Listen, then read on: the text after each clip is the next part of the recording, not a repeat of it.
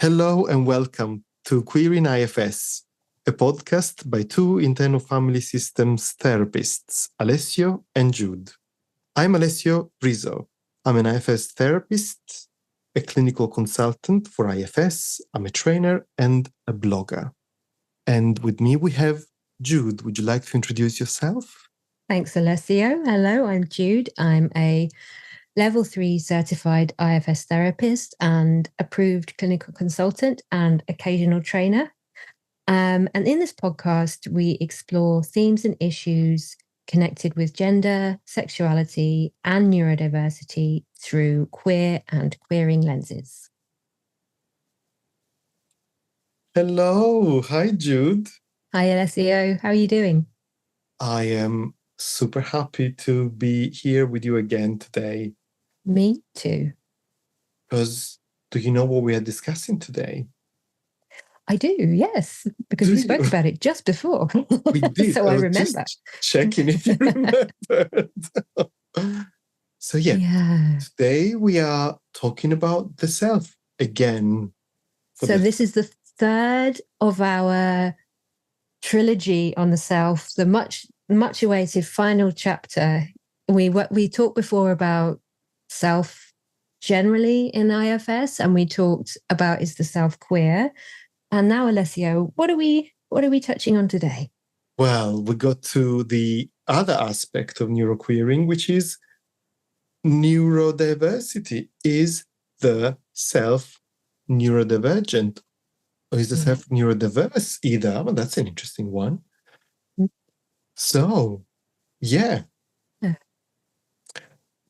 where should we start? I know we've talked about this a lot in various different places, and it does definitely overlap with the conversations we've already had about self.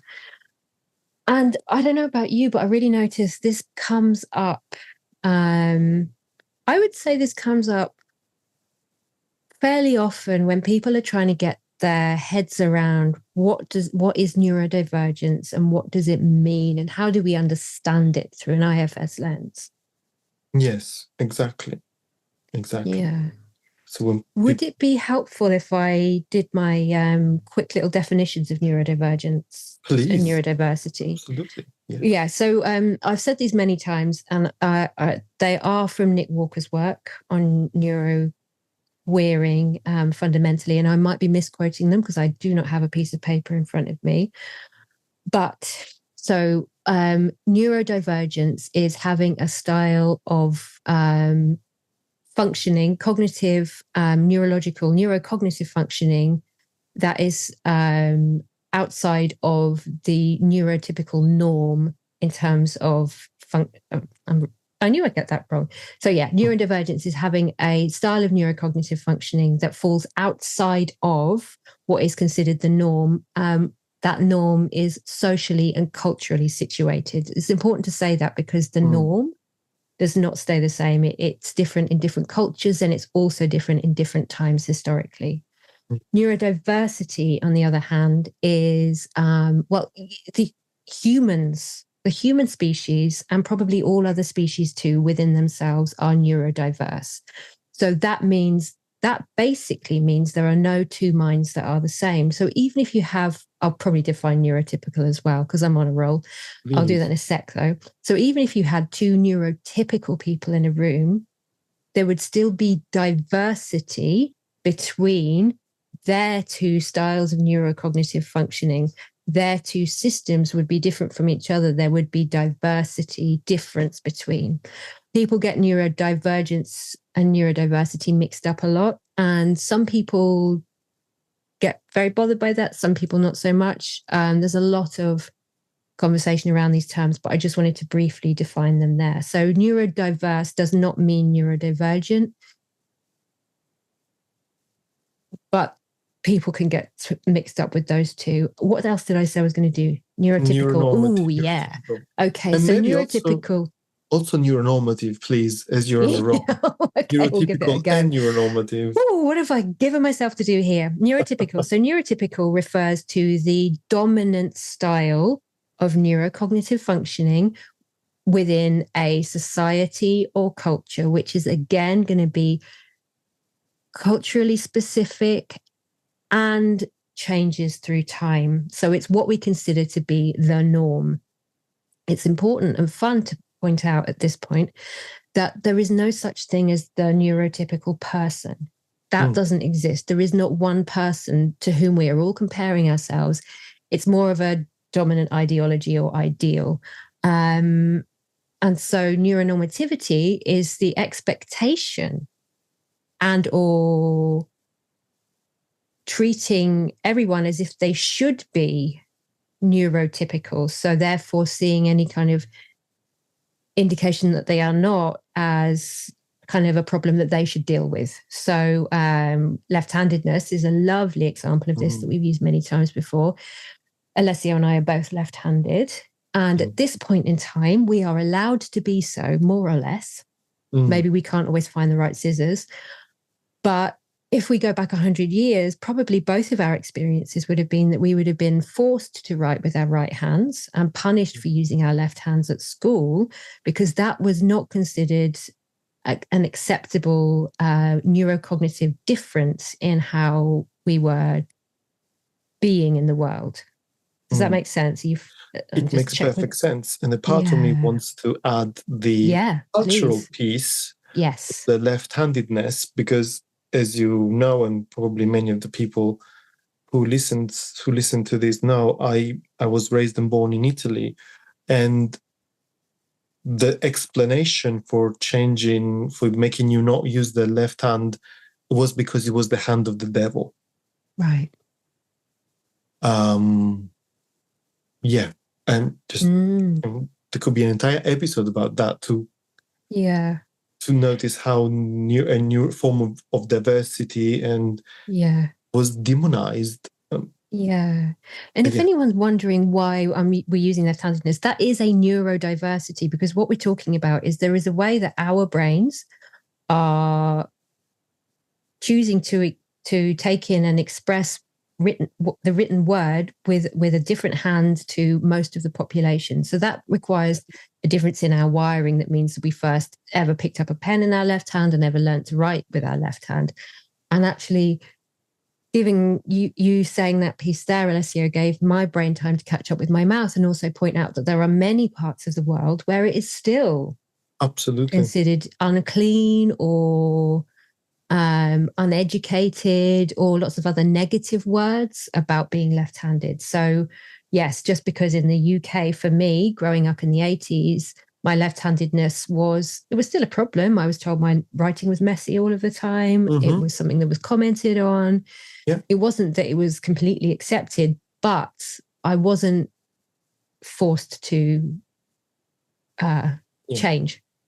Yeah. I still remember I wasn't forced to change even because my father was forced to change and he didn't want that to happen to me. Right. And if anybody who's listening or watching has that done to them, changing the way you write spontaneously with the left into writing with the right hand, I think people can start to understand the level of oppression and how tiring and exhausting and just dysfunctional it feels to do things with the other hand. Yeah. But that's something that everybody can perhaps kind of engage with in terms of an experience. Imagine that you go to another planet and all of a sudden everything is done with the opposite hand. How much more work that would entail you, which links to many other talks we had on this podcast about access fatigue. And I'm divergent. But I remember that's okay. getting back to your point that there were like end of year evaluation that started with, even if Alessio writes with the left, the handwriting is actually okay. So it was already named as a disadvantage, as a problem, as the fact that, that's going to be trouble. So, Yes. Yeah. I feel like we could do a whole podcast on handedness. Ooh. And it, so, and actually maybe another point to make here before we go any further is, again, you might be listening to this and going, yeah, we know all this, but you might be listening to this going, hang on a minute, why are we talking about left-handedness when we're talking about neurodiversity? I thought that meant, or neurodivergence, my apologies. I thought that meant autistic, or I thought that meant ADHD. So it's an important point here as well to say the neurodivergent umbrella, which is just about people who have a style of neurocognitive functioning that falls significantly outside of the norm, is very, very much bigger than just autism or ADHD. It includes so many things in there, some of which are maybe things people recognize more, like OCD or complex PTSD, but also more neurological things like Ehlers-Danlos syndrome or POTS. It's vast. Yeah.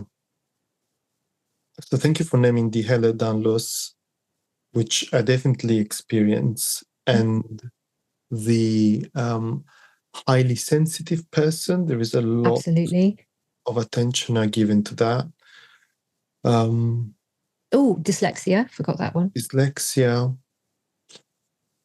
I think Tourette syndrome. Is absolutely. That called? Yes. So yeah. I really invite anybody to make a research if they're interested, because maybe a year from now there will be more items added to the list, which then brings us to the question for today, really. Going back to IFS, to the system. So after we wrapped our head around these different definitions and differences in neurocognitive functioning, how does that translate into the IFS paradigm, where we don't talk about the brain that easily? We talk about parts and self mainly. And a big aspect of this podcast series and of our work, Jude, on Neuroqueering IFS, is the idea of introducing the body as the hardware through which the parts and self that look more like a software kind of thing have to interact. And I think in the first of these 3 episodes on self, I was kind of making this point that you can never really fully appreciate only the self, because there will only be always be an overlap between the self, the embodiment of the self through the body that we have, which includes, for me, the body includes the neurocognitive functioning. Yes. The way the body and the neurology is mapped and developed to the point that someone might be left-handed, or to the point that someone's memory just functions differently, or the perception of time and space, or of social norms and all of that. So where was I? So how do we map these important definitions of neuronormativity, neurodivergence, neurodiversity into IFS? Then we can start to answer the question of the episodes: is the self neurodivergent? Yeah. And we've used the hardware software analogy a few times, and I know that we've referenced it before. And I can see the spine of the book on my shelf, but I can't read it from here. So it's Altogether Us. So it's the chapter in Altogether Us around neurodiversity. I'm so sorry to the authors. Candice, I think. Candice and someone else. Sorry, we'll put the full We'll put it in the show notes. But so in that chapter, they of Jenna Remisma's book. As you speak, I'll check. Jude. You check. Okay. Alessio's checking live. So they use the hardware software analogy in there to think about what is neurology, what is the body, the nervous system, the cognitive, neurocognitive system, and then what is parts. And some people love this analogy, some people don't, and that's okay. At the moment, it's kind of what's helpful for us to talk about this, thinking about the hardware, which is what your system is made up of, and then the software is the parts. Yes. Do you have the? And I have the reference. So, Yes. so Candice Christensen and Meg Martinez de Tamanti, with reviewers Kim Bolling and Alessio Rizzo. Alessio Rizzo, I've heard of them. Who's that? So I was just saying there about the hardware software analogy, which I think is I find very helpful. But what we're not saying with that, I suppose it is important to say, is we're not saying it is the same as. You are not the same as a computer. It's just something that we can kind of helpfully kind of hang these concepts on, because we do have hardware, we do have hardwiring, we do have our physical body, as you were just saying, Alessio, our blood, our bones, our nervous system, our everything that we are. And we have this internal world of self and parts, which is less physically measurable. Mm. And yet, as we keep finding with the IFS, turns out we all have this. Yeah. And I want to add to that, Jude, if I can. Have you? Please. Yeah. The words of Lexi Rothman come to mind. Yeah.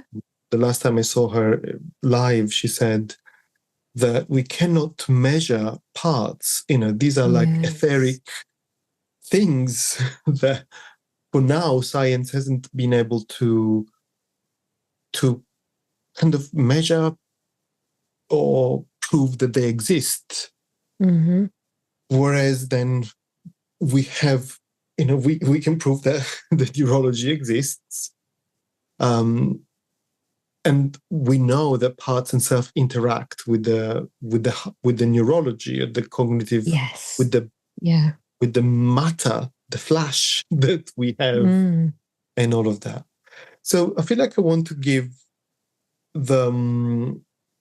my point of view on this one, just making sure that it is absolutely my point of view, that there are other points of view out there that significantly diverge from mine. And that doesn't mean that I'm right or they're wrong, but I just want to name the name of Sarah Bergenfield in the field, that she has done amazing work on autism, and part of her work is the concept of autistic self.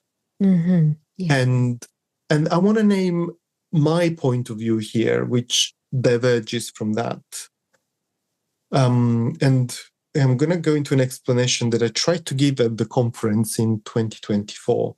And sometimes when we name the conference, we have people asking, inquiring very kindly whether they can access it. I don't think it can be accessed. No, sadly. It's owned by the IFS Institute. But although sometimes after a while, you can buy the full conference from their website. So as far as I know, it's not there yet, but check the IFS store. But rest assured that all the topics are covered in the podcast and more. Exactly, and any other trainings that we might do. You're not missing anything out, plus the trainings that we're starting to think of doing. Yeah. And the conference itself was an hour and a half, and we've been going for, we've been going for 10 plus episodes here. So you're not missing anything. At least 15 hours if of anything, content. You've got more.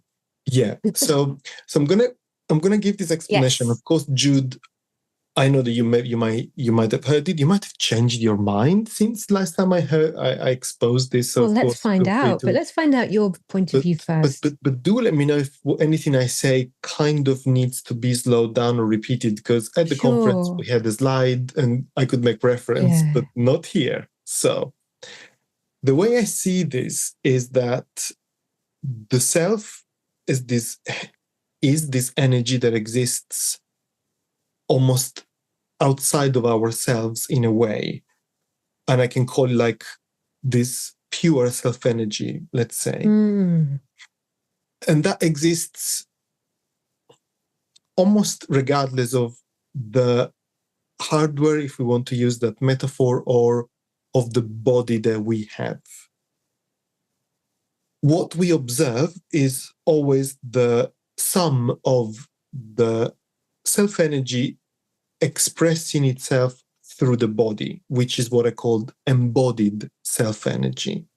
Mm-hmm. So we can never really observe the body without self-energy, because I imagine it would be like a body without consciousness. We might just do the automatic movements, perhaps, but we wouldn't be able to use higher cognitive functions.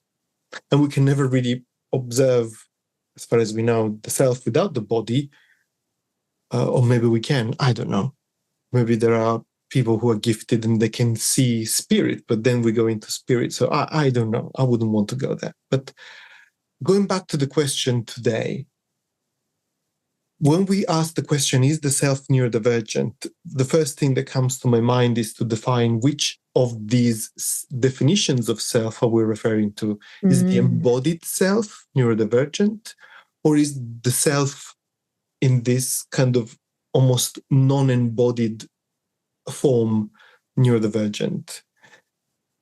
My point of view, considering that even the word neurodivergence, autism are cultural constructs of some sort, trying to describe and like to describe something that's observable, usually from a neuronormative perspective. Absolutely. And that these things change over time.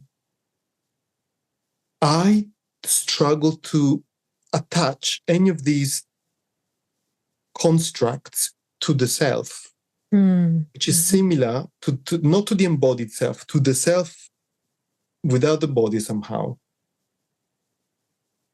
And this is the same point I made in the other episode on is self queer. I kind of struggle to attach that, because especially when it comes to gender, we know that gender is a social construct.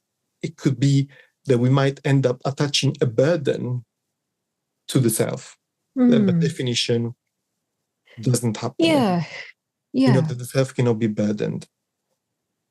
But once the self embodies through a neurodivergent or inherently neurodiverse, because we see the neurodiversity is everywhere, neurodiversity through the body, it will then encapsulate like a river that flows through certain rocks, and it will carry an aspect of the waters. The water will carry an aspect of the bed of the river. Well, at that point, it could be that self and some form of neurodivergent is no longer distinguishable, and it could appear as if the self could be ADHD, or the self can be autistic, and the self can be left-handed. Although, the more I say that, would we want to know whether the self is left-handed or not? So that's my whole thing, Jude. I hope it makes sense. Yeah. So you're talking about, that self is an energy that is kind of beyond the physical body.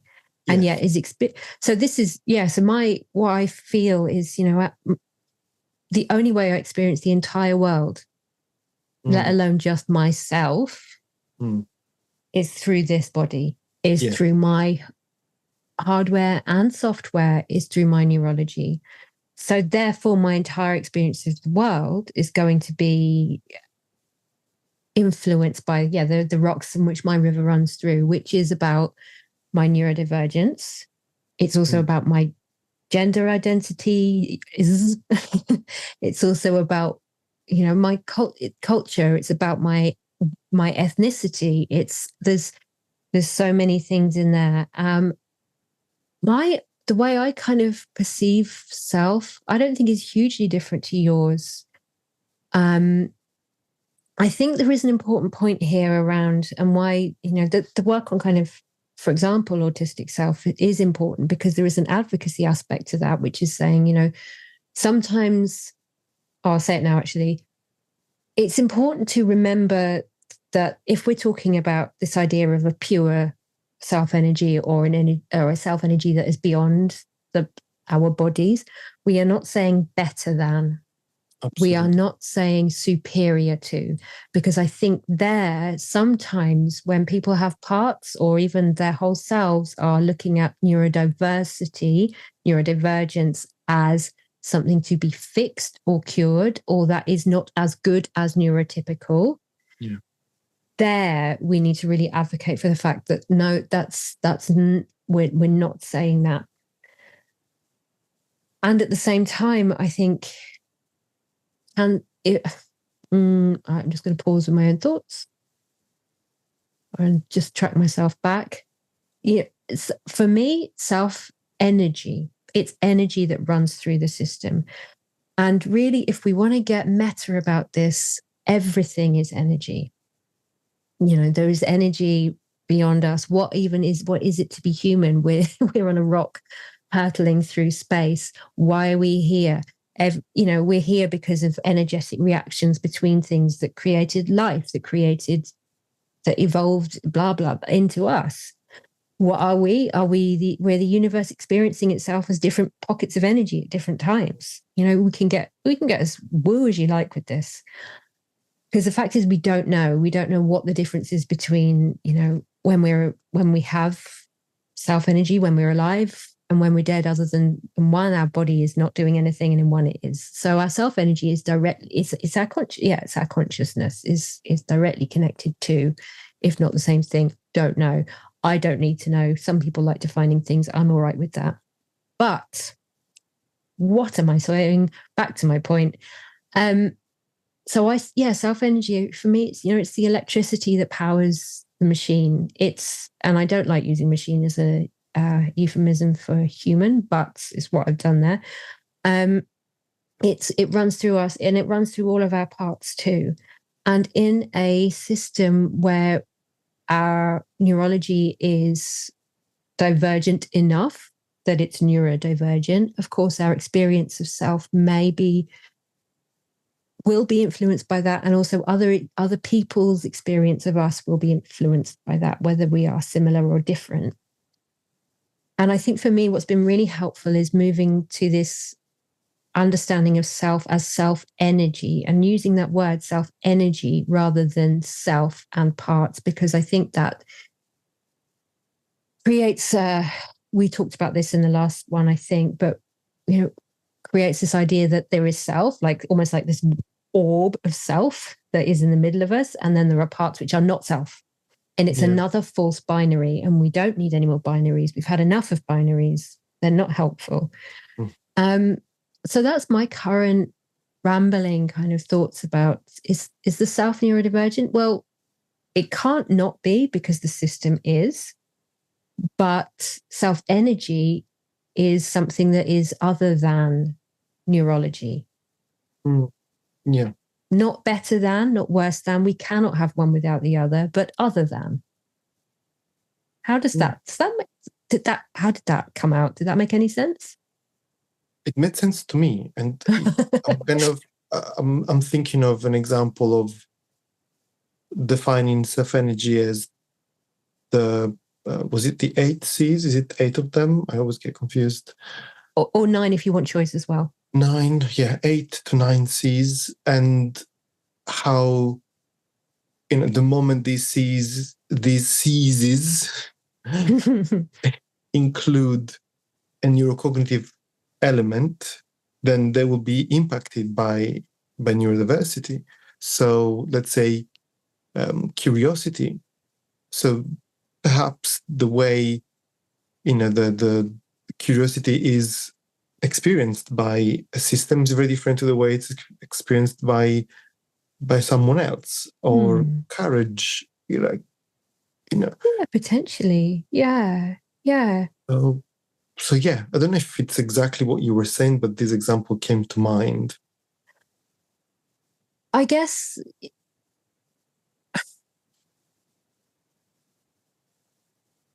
I suppose I want to speak to the fact that, it might, no, hang on. What am I saying? See, I had something I was going to say there, and then in my ADHD kind of holding pattern of oh, I'll hold on to that for a minute. Then I thought about something else, and now that one's gone, and I'm looking back and it's not there. Yeah. I'm trying really hard to think about what I was going to say. I think it's important, and maybe this is something that we've said in other episodes as well, is like, it's not just about answering the question of is the self neurodivergent. I think we also need to think about why are we asking that in the first place? Yeah. Yeah. Which kind of goes back to your earliest point about advocacy and not making parts of self better than each other, creating another binary paradigm, or making neurodivergent as something that we want to get rid of. Yeah. So by asking this question, it's important that the question is coming from curiosity and neutrality. And regardless of the answer, which one would get, probably anybody will get a personal answer based on their experience, and that then is used for self-acceptance and growth rather than self-criticism and loss of hope or lack of acceptance. Yeah, because we all do have self-energy, and we can all, I mean, this is a global statement, and people might not agree, and it might not be true for everyone, but most of us are going to be able to access some of that energy within ourselves, within our lifetimes. And that doesn't, and being neurodivergent doesn't mean we're going to have less access to that by virtue of our neurocognitive functioning. Yeah.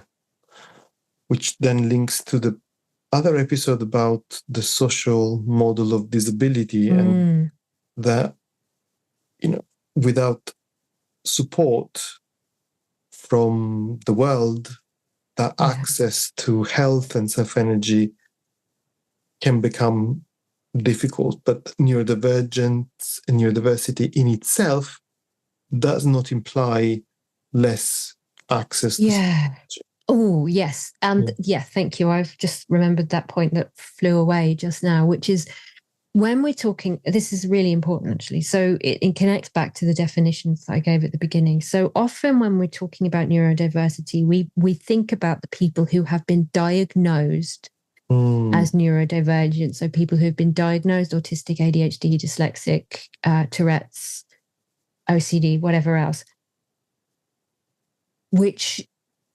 And again, if we think about the fact that the entire human race is neurodiverse, and I said neurodivergent just now because I flipped them around in my head, so just catching that. If the entire human race is neurodiverse, then surely it has to be true that as much as, all of we have unique fingerprints, every single one of us. And there are no two people, no two human beings on this planet the same. There's people who are similar, but there are no two human beings the same. So surely there are going to be small differences in our experience of our own self. Absolutely. Yeah. How could there not be? Yeah. So is the self neurodivergent? Is the self neurodiverse? Or are we just lots of little systems that are experiencing this energy? Where does that come from? Does it come from within us? Is it connected to the wider field? I don't know. Yeah.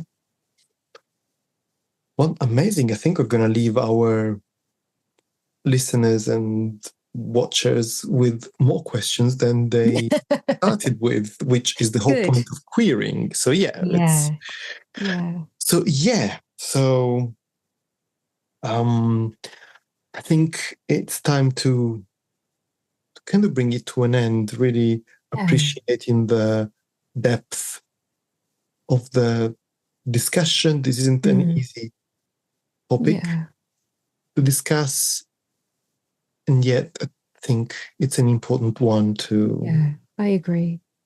to think about. Yeah, and also just to think in, in your system or when you're working with clients, just who needs to know the answer to a question like this? Where is it coming from? And is it coming from a place of curiosity, or is it coming from a place of pathology or normativity? Because it's great. It's a lovely question. And there's probably people with so many different answers to that. Maybe they're screaming at their radios now. Not that we're on a radio, but screaming into their AirPods now because they don't agree or they do agree. But yeah. And they can write to us if they agree or disagree. We're very happy to hear differences. Yeah, this is the whole point of this queering, is that we're asking questions and being curious. We don't have the answers. Yeah. Yeah. Right. So until next time for more queering of IFS. Yeah. Alessio, where can people find out more about you? Well, they can definitely find more about me from my website, therapywithalessio.com, where they will find, I'm slowly uploading all the links to these podcasts with also some key takeaways and summaries, just to have a quick look or a quick reminder after they've watched or listened to the podcast. So yeah, that's me. What about you, Jude? How do people find and contact you? Well, my website is anchoredinself.co.uk, and you can get in touch with me there. But most of the exciting projects that I'm doing can probably be better read about on your website, Alessio, because Alessio is much better than me at doing things like uploading the podcast, or there's all of our information around the neuroqueering work that we've been doing on there too. But if you want to get in touch with me, you can do that through my website. Thanks very much for listening as we continue to just explore all these neuroqueer themes. Thank you so much for listening. And just want to tease out that Jude and I are working on offering some workshops. So they'll probably would be advertised on our website. So do visit them to see the latest developments of our... and you can sign up. We've both got mailing lists, I think you can sign up to. So you can add your name and we can let you know as and when things unfold as well. Absolutely. Well, thank you, Jude. Thank you, everybody. To the next. Thanks, Alessio. Bye-bye.